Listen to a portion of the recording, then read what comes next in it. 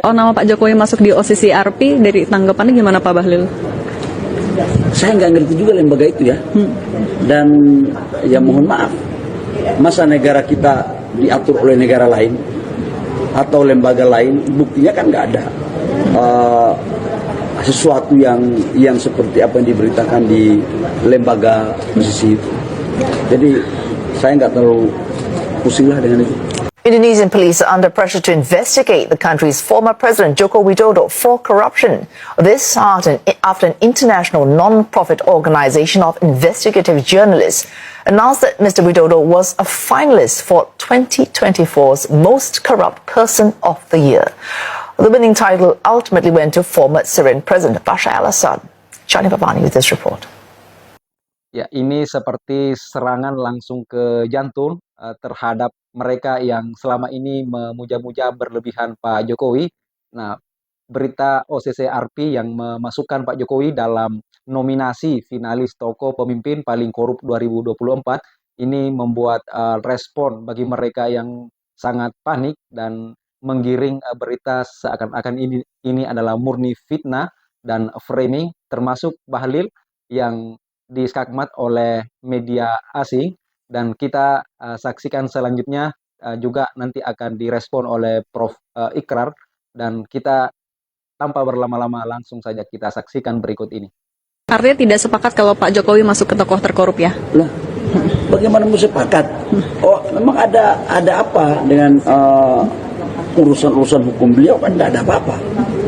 Bahwa Presiden Jokowi, Presiden ke-7 dalam menjalankan pemerintahan kan, emang ada kasus apa?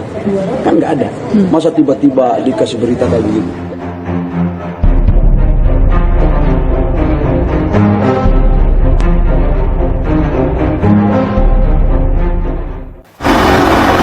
A finalist for the 2024 Most Corrupt Person of the Year.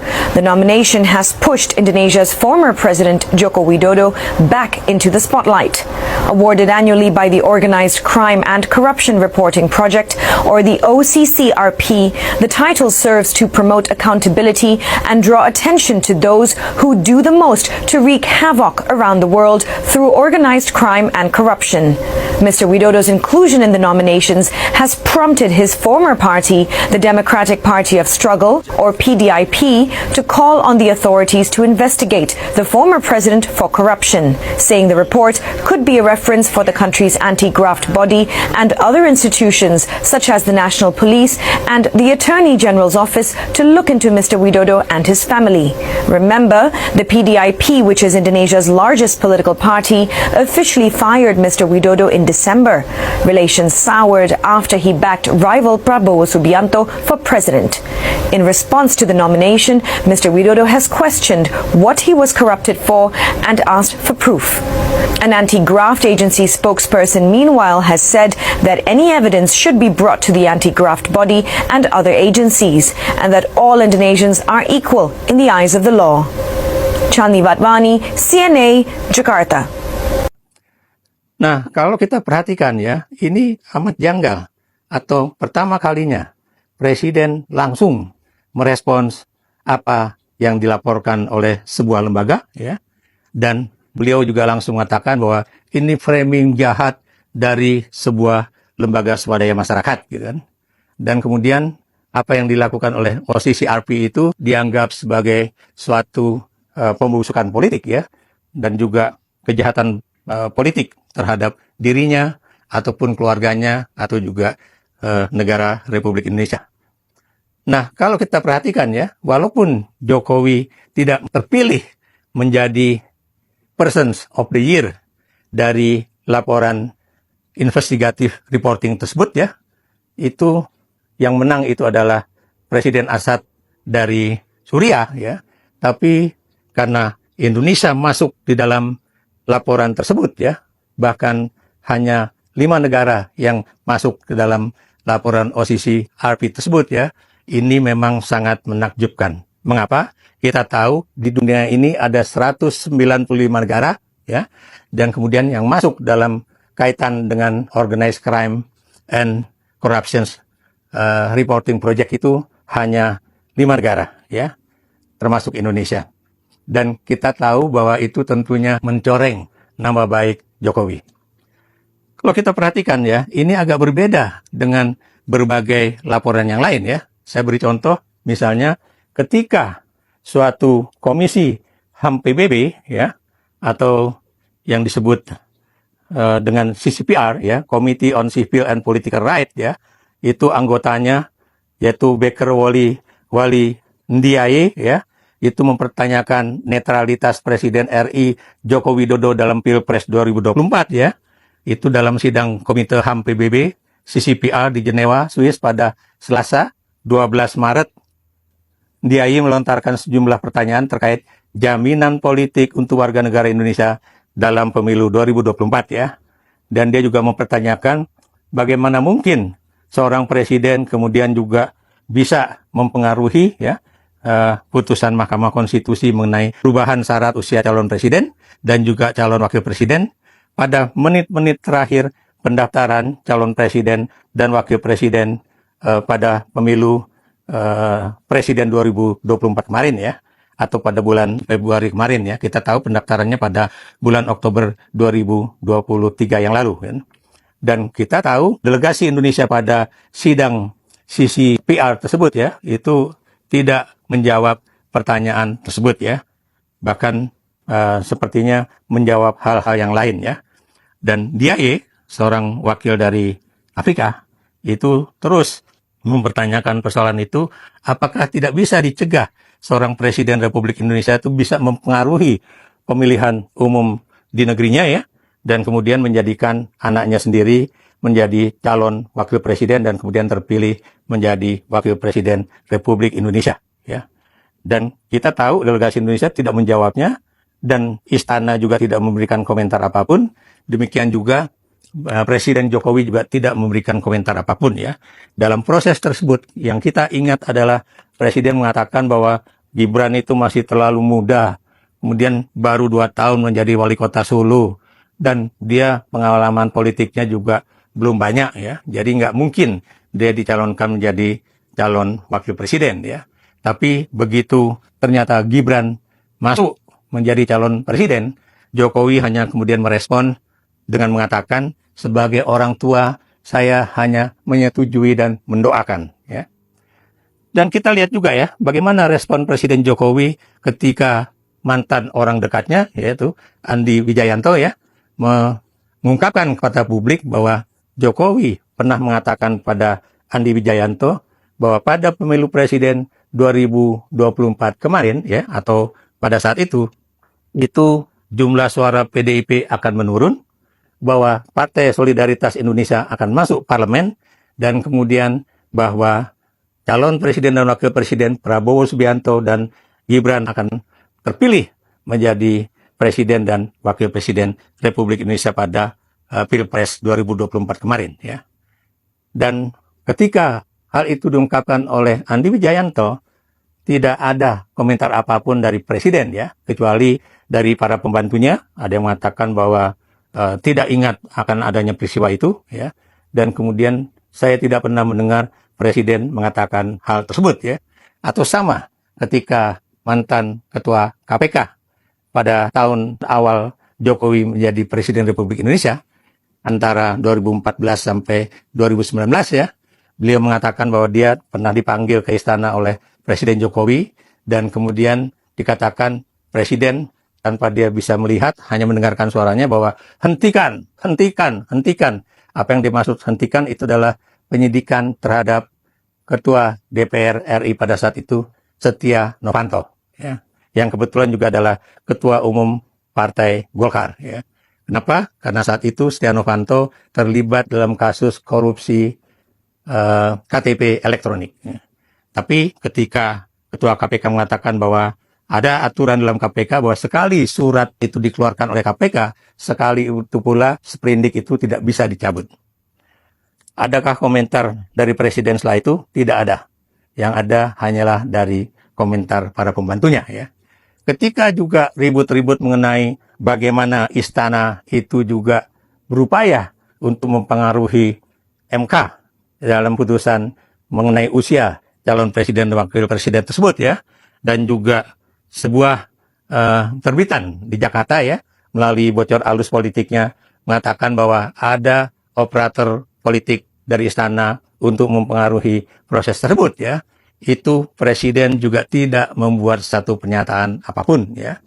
Dan itu hanya dilakukan oleh orang-orang yang menjadi pembantu dia ya. Dan ketika juga ribut-ribut mengenai skandal Fufu Papa ya, yang kemudian ada upaya-upaya untuk bisa bagaimana caranya untuk merespon bahwa ini bukanlah dibuat oleh anak presiden ya, walaupun Kaisang Pangarep mengatakan bahwa kayaknya memang iya Gibran membuat Fufu Papa tersebut ya, dan Roy Suryo juga mantan menteri Kominfo pada era SBY itu juga berkali-kali menyatakan bahwa saya berani memastikan 99% itu adalah milik dari Gibran Rakabuming Raka ya. Itu awalnya ada upaya untuk meniadakan kasus tersebut. Tapi begitu bahwa faktanya memang sangat kuat dan lembaga-lembaga di negeri ini juga menyatakan bahwa memang tampaknya itu dibuat oleh GRR, Presiden mendiamkan persoalan itu agar masyarakat tidak lagi ribut-ribut mengenai kasus Fufu Papa. Apa yang saya katakan, kalau sebuah kasus didiamkan, harapannya masyarakat akan lupa dan tidak lagi mempersoalkan kasus tersebut. Namun, dalam kasus begitu Presiden Joko Widodo dinyatakan sebagai nominator, salah seorang nominator dalam laporan OCC RP, ya, jadi Organized Crime and Corruption Reporting Project, ya, report project itu kemudian Presiden seakan-akan benar-benar seperti seorang yang kebakaran jenggot, ya. Dia mengatakan, buktikan bahwa ada korupsi, kemudian buktikan bahwa ada kejahatan-kejahatan politik yang saya lakukan atau apapun yang dilakukan ya. Demikian juga dari kalangan pendukungnya ya. Dan kita juga tahu ya bahwa ada upaya juga dari kalangan pendukungnya untuk kemudian mengalihkan bahwa bukan Jokowi yang dalam tanda kutip melakukan suatu tindakan-tindakan politik yang jahat itu ya, tapi justru mereka juga berupaya untuk mendiskreditkan Ketua Umum PDIP Megawati Soekarno Putri sebagai orang yang tidak taat hukum karena misalnya membela sekjen partainya yaitu Hasto Kristianto dalam kasus yang berkaitan juga dengan tuduhan KPK mentersangkakan Hasto Kristianto sebagai salah seorang yang ikut di dalam kasus Harun Masiku ya. Dan kita juga tahu tidak sedikit ya baliho-baliho yang mengatakan bahwa Megawati itu adalah ketua umum ilegal, PDIP itu juga adalah partai ilegal, dan sebagainya, dan sebagainya. Nah, pertanyaan saya, mengapa kok Jokowi belakangan ini benar-benar aktif, bahkan bisa dikatakan agresif, dalam menantang halayak luas ya, untuk mengatakan, buktikan, KPK juga kemudian juga menantang, kalau punya buktinya, berikan kepada kami. Padahal kita tahu, sudah pasti, yang namanya Komisi Pemberantasan Korupsi ataupun Kepolisian Negara Republik Indonesia ataupun Kejaksaan Agung itu memiliki bukti-bukti yang tidak sepenuhnya terkait dengan Presiden ansih ya, tapi bagaimana korupsi itu pada era kedua Joko Widodo ya, 2019 sampai 2024 itu semakin merajalela terjadi khususnya di kalangan petinggi-petinggi negeri ini ya. Dan kita juga nggak tahu kenapa kok tiba-tiba Presiden menjadi orang yang sangat agresif merespons apa yang terjadi, baik yang berasal dari internasional ataupun yang berasal dari dalam negeri. Apakah ini adalah upaya-upaya beliau untuk mengatakan bahwa saya tidak seperti yang diberitakan oleh suatu lembaga jurnalisme internasional yang independen tersebut ya, ataukah kemudian dia juga ingin membela diri bahwa dia dan keluarganya tidak melakukan korupsi, termasuk juga tidak melakukan suatu tindakan-tindakan yang berkaitan dengan hukum, ya, bertentangan dengan hukum, ya, yang terkait dengan persoalan yang tadi saya katakan organized crime and corruption di negeri ini, ya. Kalau memang Jokowi itu ingin membuktikan bahwa dirinya itu tidak korup atau keluarganya tidak korup, ya, kawan saya, ya, itu seorang juga yang aktif di dalam politik ya, itu juga pernah menyatakan bahwa kalau memang Jokowi itu benar-benar tidak korup atau tidak melakukan hal-hal yang buruk seperti yang dituduhkan oleh OCCRP ya, itu kemudian menyatakan biarlah Jokowi sendiri yang membuktikan apakah harta kekayaan diri dan keluarganya itu legal ataukah tidak legal ya. Karena sampai detik ini ya, kita juga belum pernah mendapatkan laporan mengenai berapa sesungguhnya kekayaan dari Jokowi, anak-anak, dan juga menantunya. Mengapa? Karena yang ada adalah bahwa laporan-laporan yang diungkapkan oleh beberapa orang, baik akademisi, atau itu adalah peneliti, ataupun itu adalah dari kalangan yang sebetulnya itu juga bersumber dari KPK ataupun pemberitaan-pemberitaan pers mengenai berapa petinggi negara, termasuk menteri yang tersangkut di dalam korupsi tersebut ya.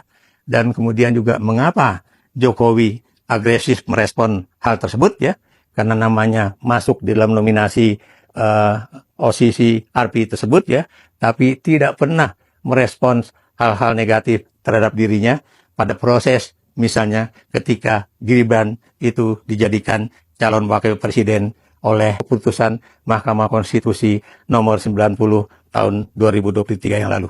Ya memang sampai hari ini berita terkait Pak Jokowi dimasukkan namanya oleh OCCRP dalam finalis toko paling korup di dunia, salah satunya ya di tahun 2024 menggemparkan Indonesia. Dan tidak hanya itu, kita sudah mendengarkan juga telah disorot oleh media asing bagaimana mantan Presiden Indonesia 2 periode ini dimasukkan ke dalam salah satu pemimpin nominasi ya di 5 besar sebagai mantan Presiden Indonesia 2 periode ke dalam salah satu pemimpin paling korup di tahun 2024. Dan kita dengan dinamika percakapan publik belakangan ini yang pro dan kontra memang sangat keras. Mereka yang selama ini memang memuja-muja Pak Jokowi membuat framing terbalik bahwa ini adalah murni sebuah tuduhan, fitnah, tidak punya dasar, dan hanya framing jahat. Dan ini lembaga asing yang masuk ingin termasuk mengganggu, ingin memecah belah bangsa Indonesia. Sebelumnya kita juga sudah dengarkan bagaimana komentar Ibu Irma, dan tadi juga kita mendengarkan Bahlil ini memberikan sebuah argumentasi dan sama dengan apa yang disampaikan oleh Ibu Irma, bahwa ini adalah framing karena Pak Jokowi adalah sepenuhnya orang baik dalam perspektif yang sangat tidak menerima pemberitaan OCCRP ini.